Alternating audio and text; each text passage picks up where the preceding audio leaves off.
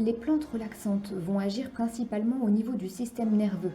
Elles sont calmantes, elles favorisent la fabrication de neurotransmetteurs, elles améliorent la qualité du sommeil et ce sont ces bases qui vont nous permettre de gérer le stress. La camomille allemande ou matricaire. Il ne faut pas la confondre avec la camomille romaine qui est utilisée en cosmétologie. La camomille allemande s'utilise en infusion pour soulager les spasmes digestifs, l'agitation et l'insomnie nerveuse. C'est une plante calmante. En externe, en compresse, elle soulage les inflammations et les irritations de la peau. Donc comment utiliser la camomille? En infusion, vous pourrez mettre la camomille en contact avec l'eau, couvrir, porter à ébullition et retirer du feu dès les premiers bouillons. Il ne faut pas laisser la plante bouillir longtemps dans la casserole. Vous pouvez en revanche laisser infuser 10 minutes environ une fois le feu éteint. Et lorsque la tisane est moins chaude, vous pouvez sucrer avec du miel. Il est important d'attendre que la tisane est légèrement refroidie avant de sucrer avec le miel pour conserver toutes les propriétés de celui-ci. Vous pourrez utiliser une cuillère à soupe bombée de plantes sèches par tasse. Et il est important de boire une assez grande quantité de tisane, 3 tasses par jour ou alors 1 litre réparti par gorgée dans la journée, si vous souhaitez effectuer une cure pour améliorer la qualité de votre sommeil par exemple.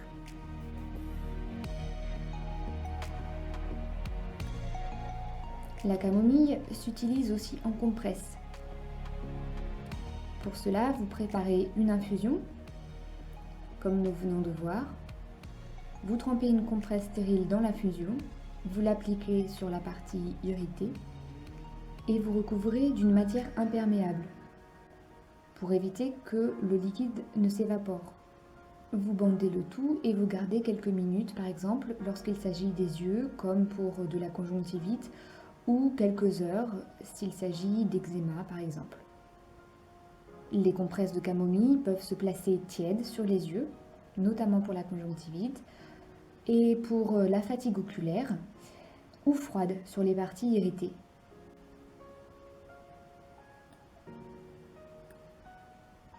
Le thym officinal. L'infusion de thym apaise les inflammations des voies respiratoires. Le thym apporte du fer, nécessaire au bon fonctionnement du système nerveux. On parle beaucoup d'infusion avec les plantes, mais il faut savoir que les formes d'utilisation des plantes sont nombreuses et variées. Le thym peut aussi s'utiliser en bain. Il stimule les reins et prévient des troubles nerveux, notamment de la dépression nerveuse. Pour le thym, il y aura une contre-indication à ceux qui prennent des anticoagulants. Donc ça, c'est important à respecter. Si vous souhaitez vous faire une infusion de thym, vous mettez le thym en contact avec l'eau, vous couvrez, et cela c'est très important, sinon les actifs aromatiques vont s'évaporer et la tisane sera moins efficace. Vous portez à ébullition et vous retirez du feu assez rapidement lorsque l'eau bout. Vous laissez infuser une quinzaine de minutes et lorsque la tisane est moins chaude, vous sucrez avec du miel. La quantité, c'est une cuillère à soupe bombée de plantes sèches par tasse. Il est recommandé de boire une tisane le matin à jeun. Et c'est efficace également en cure.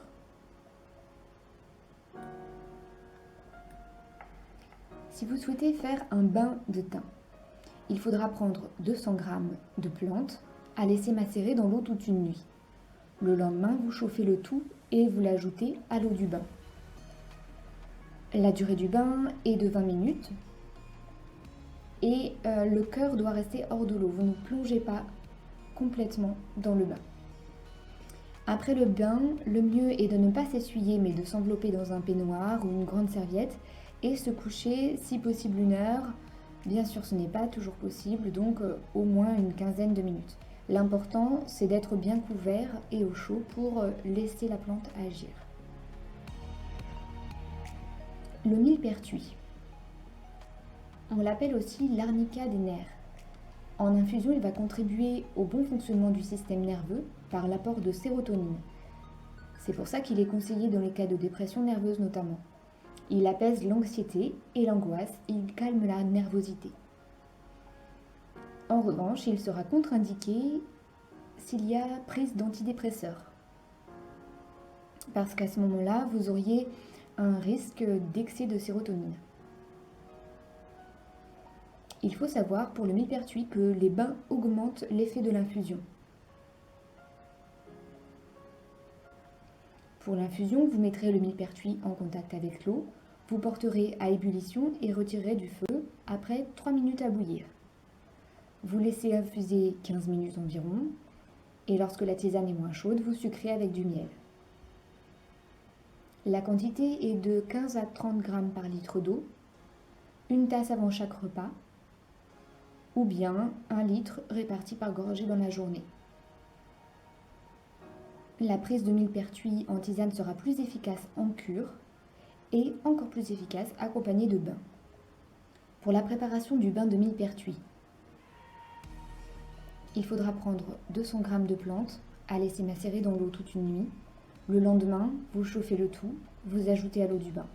La durée du bain est de 20 minutes, comme pour le bain de thym, et le cœur doit rester hors de l'eau. De même, il est important de prendre un temps de repos au chaud après le bain.